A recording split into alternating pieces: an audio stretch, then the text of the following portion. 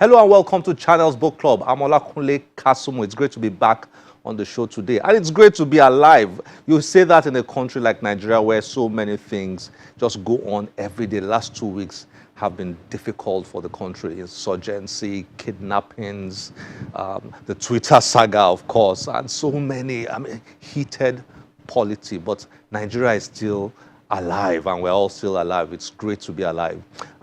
One of the things that has been at the front burner of discussions for developmental agents and experts and consultants and economists is the issue of infrastructural development. Nigeria has serious infrastructural development deficits. Our guest author for today has written a book that offers a solution to that problem. We'll get to meet with him soon. And after we've introduced him, we will enjoy an interview we had with him.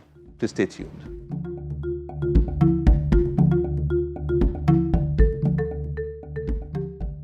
Sam Inangite is an accountant, a finance professional, infrastructure developer, and an author who has worked in Nigeria and the United Kingdom. Inangite has over 20 years' experience in providing financial services to individuals and corporate organizations. He has held managerial positions in capacity building, strategic planning, auditing, and tax planning. Sam is a graduate of Middlesex University, London, UK, and Salford Business School, University of Salford, Manchester, UK. His book, Building Sustainable Public-Private Partnership, explores contemporary ideas and strategies for attracting private capital to help finance public infrastructures through public-private partnerships.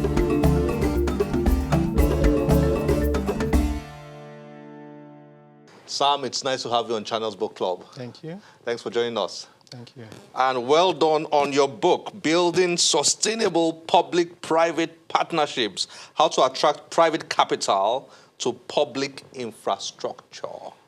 Well, we'll come to this book, but you seem to have very extensive experience in public-private partnership arrangements.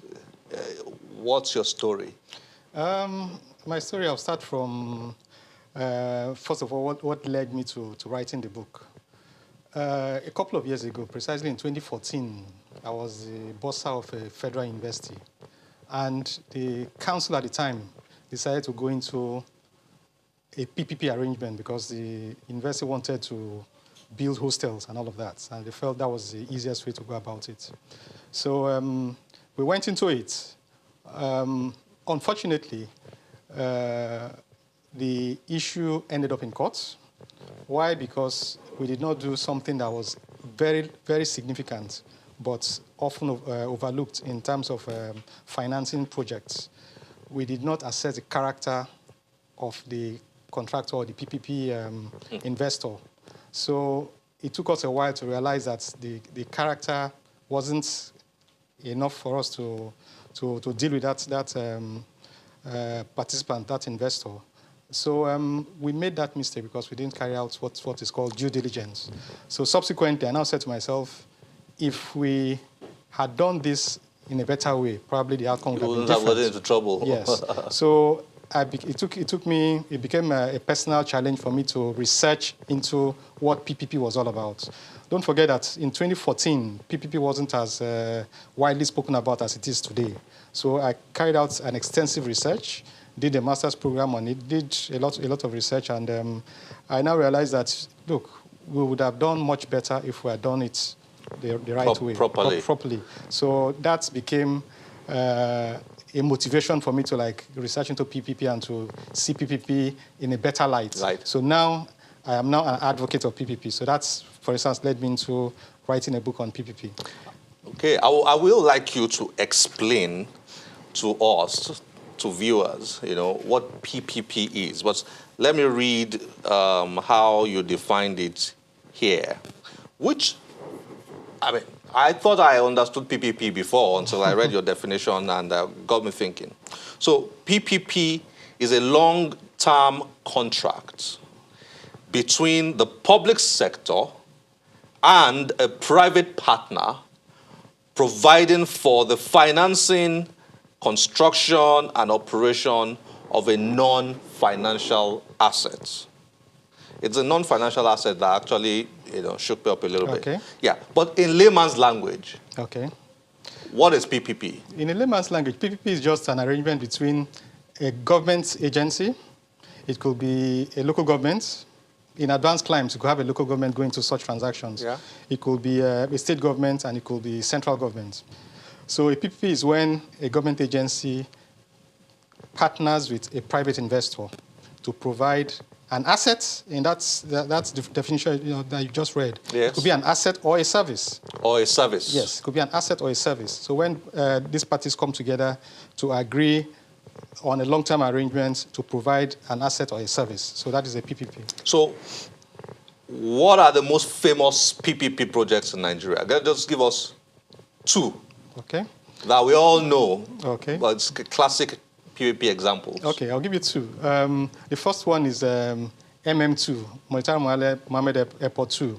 It was a PPP arrangement by Courtney Services. Okay. And they were given So in that case, by Courtney, the private it was a private investor. Yes. And the federal government of Nigeria Was the government agency. The public, yeah. Yes, was a public party in that arrangement. Okay. Yeah, so up till this date, the MM2 is still operational, it's still functional, and it's there for everybody to see. And it's managed by Courtney. It's managed by Courtney. So I wouldn't. So by Courtney brought the funding for MM2. By Courtney brought the funding, and the federal government provided the necessary land and the basic regulatory supervision of the project. But basically, by Courtney brought the funds into that project. Okay, and they still manage it? They are still managing it. Then the revenue is shared between them and the government? You see, every PPP has its peculiarities. So I am not privy to the terms of the contract.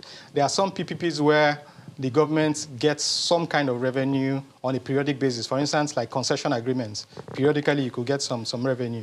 Okay. But there are other PPP structures that are, for instance, like a build, operate, and transfer PPP scheme. You, as an investor, you run the project for, say, 20 years, 30 years, 40 years, as the case may be. And at the end of the tenure of that project, the project gets handed over back to the government. So in the course of that tenure of the transaction, the government may not have periodic revenue. So every case is different. So yes. In your book, you argue that a country like Nigeria that has serious infrastructural deficits needs PPP badly. Yes. Can you explain that? Yes. Let me explain from this point of view. If you've been following the financial situation of the country, our debt service obligation as a percentage of the revenue of the country is about 90%. What that means is that for every 10 naira that the federal government generates as revenue, it pays 9 naira to repay its loan obligations. Whoa. So by the time you're using 9 naira to 10 naira to pay your loan obligations, you only have only 1 naira left to spend on recurrent expenses and capital projects. Now, that 1 naira cannot take you to meeting your recurrent expenditure obligations, not to talk of investing in assets. So when you now look at PPP now gives you an opportunity to say, okay, rather than borrowing further, because if you go the option of borrowing, you are further increasing your debt service obligations. If you look at the current revenue profile of the country, oil revenue is dwindling, so there's very little funds coming from our traditional means, which is like the taxes and the oil revenue. So from those sources, you have very little money coming in. So what other options do you have if you want to invest in infrastructure? It's to invite the private sector. So PPP is about partnering with the private sector, because the private sector provides the funding, the resources that you need. And the beauty of PPP is that it can be a win-win between the public sector and the private sector. The public sector, for instance, at the end of the day, has the assets and provides the service to its people.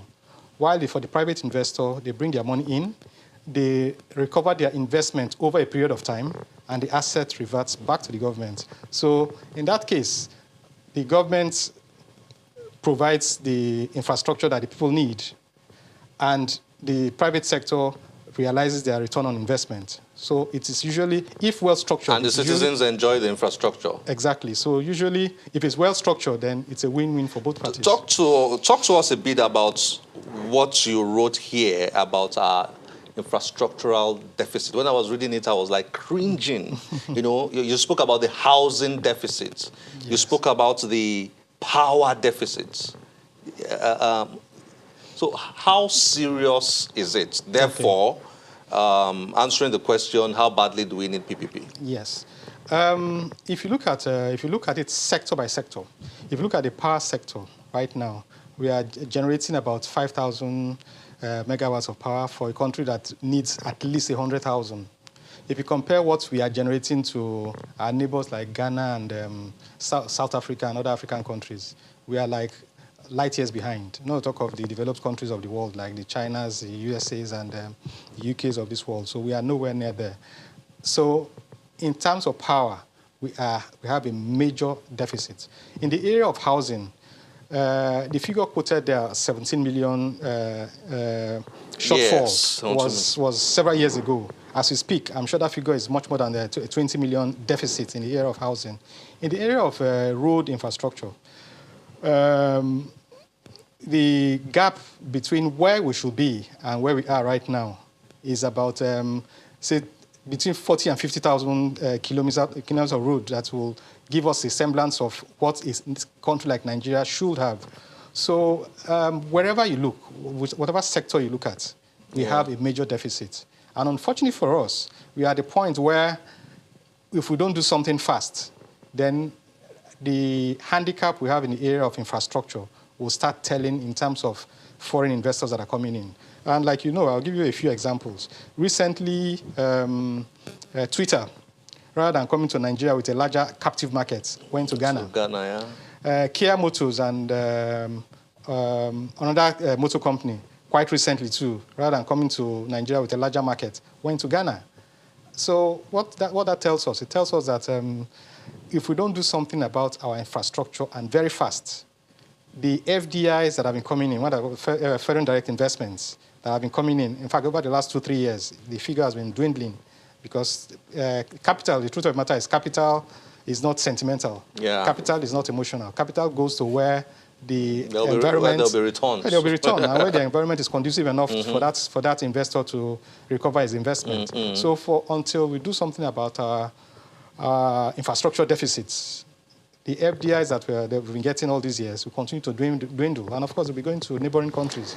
The PPP arrangement makes sense. Investor, bring your money. We provide the legislation required and the environment required, and everybody wins. It seems like a simple, So why is it not working as it ought to be working?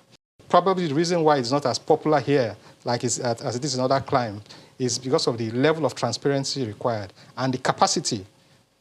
Because for the public sector, the problem they have is capacity to understand what PPP is all about. I mean, all the dynamics, the legal framework, the laws, all the business angles to it, finance, capitalization. It's really quite complex. Yeah, so that's what this book is all about. Because for me, what I say to myself is, if the government wants to get it right.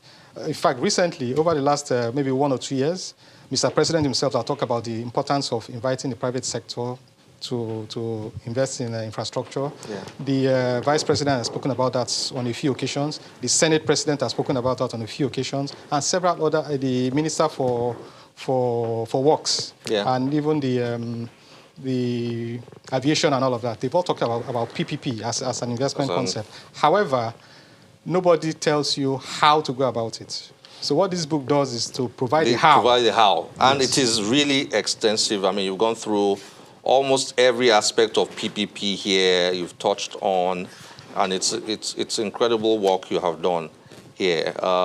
Project financiers, legal framework, the environment, the economy, PPP models, risk factors, benefits and opportunities, success factors, sponsors and lenders. It's incredible. Thank you very much, Sam, for joining us on Channels Book Club. Thank you. Yeah, and well done writing this. Thank you very much. Great to have you here. Thank you very much.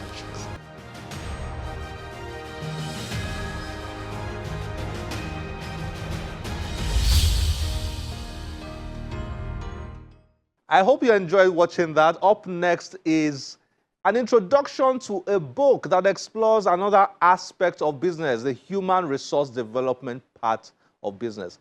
It's a new book in town, and it's a very valuable one for anybody who has anything to do with human resource development. And virtually everybody that's into business has something to do with that. Enjoy this report.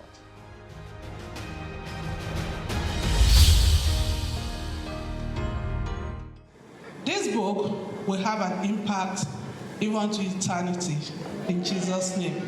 So we're going to open this in the name of the Father, and of the Son, and of the Holy Spirit. 360-Degree Career, a new book addressing the all-important subject of career development for professionals in workplaces.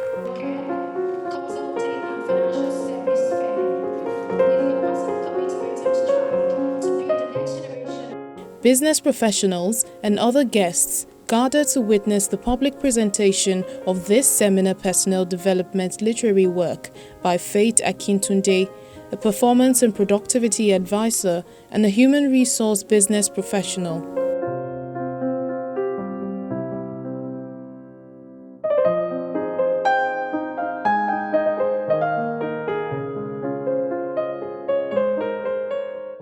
Practical and insightful 360-Degree Career provides useful information for career professionals.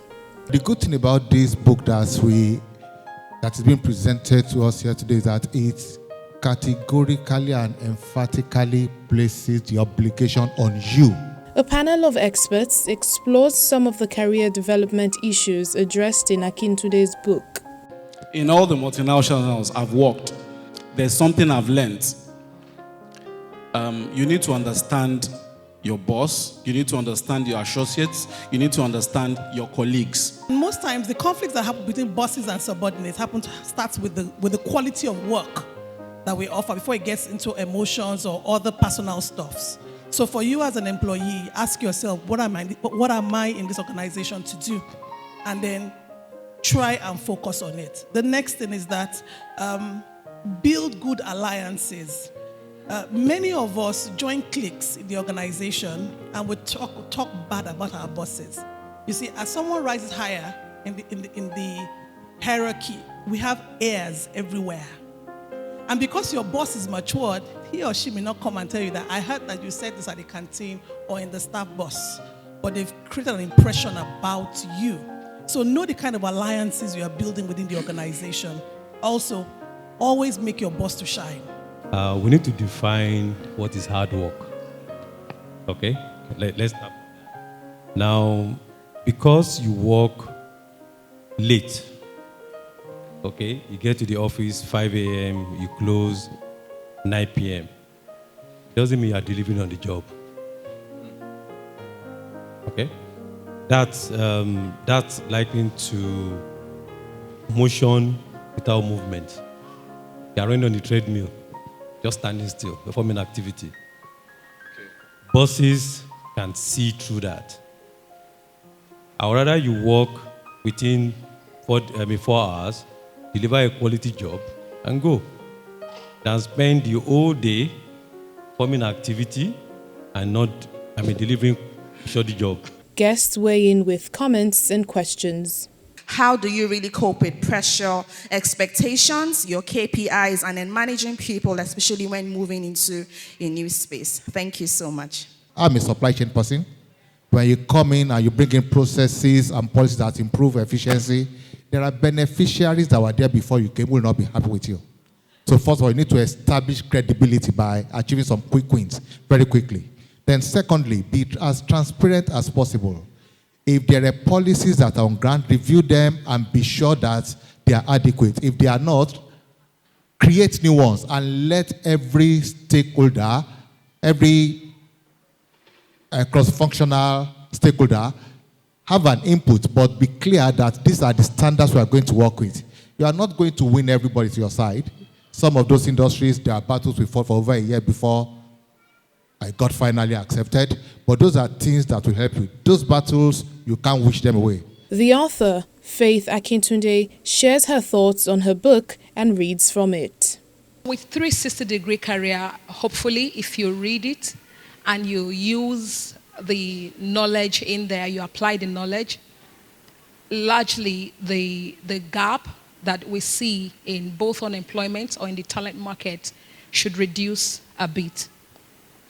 I'm going to quickly look at a segment of the book, and that's 5 adjustments you can make on your LinkedIn profile. And that's in chapter 1, right? Page 35. If you are job hunting or you want to change your job, let recruiters know that you are available. There is a feature on LinkedIn which others may not notice, but recruiters see it. It is just a button located at the top right side of your profile. You simply turn it on to alert potential recruiters. Once you turn it on, it helps potential recruiters know that you're open to new opportunities. Number 2, add your story to your job titles. Do not just write job titles without highlighting what the job is about. It could be a little 2 or 3 line paragraph, right? Highlight the storyline around the job that you have. Number 3, pin the job title. When you pin the job title there, do not just add 2 or 3 lines of things that you do. Rather, highlight those things you do and how you do them in clear words. Not too many stuff anyways. Use your discretion. For example, you can state that I recruited for this organization in the space of 1 year. I have filled so number of roles, thereby saving the organization so amount of money. Meanwhile, take note of this. Make sure that what you write is true.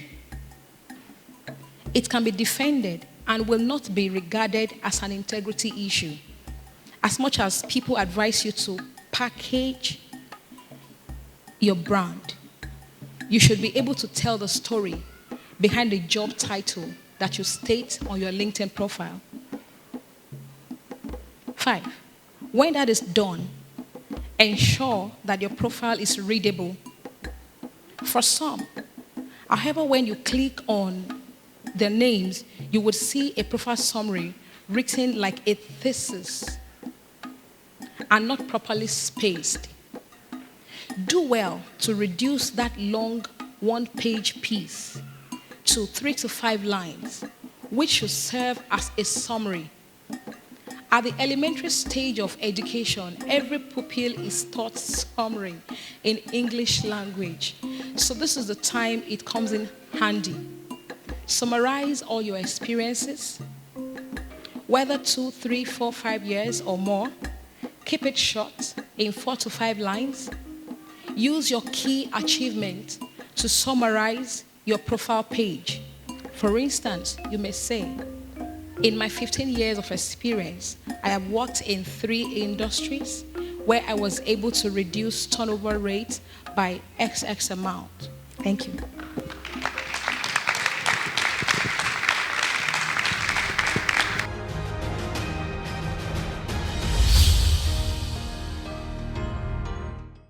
I hope you've had a good time with us today. As always, we'll be delighted to get your feedback through any of our social media platforms displayed on your screen. Please send us your messages, your feedback, and your questions. If you have any, we'll be happy to respond to you. My name is Olakunle Kasumu. Remember, one great book can change your life. Bye-bye.